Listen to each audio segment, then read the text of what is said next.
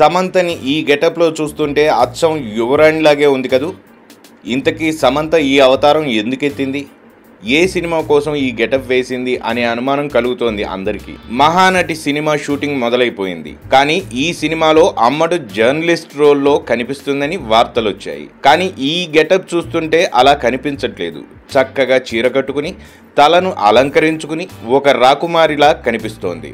Mahanati shooting స్పాట్లో తీసిన photo అట ఇది. సమంతని ఇలా చూస్తుంటే కొంపతీసి జమున రోల్ చేస్తోందా అనే అనుమానాలు రేకెత్తిస్తున్నాయి. ఏది ఏమైనప్పటికీ సమంత ఈ గెటప్లో దివి నుండి దిగి వచ్చిన దేవకన్యలాగా ఉంది.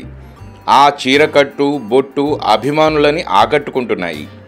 ఇకపోతే సమంత 2 రోజుల క్రితం నాగచైతన్యతో కలిసి థాయిలాండ్ వెళ్ళి షికార్లు కొడుతుందని టాక్.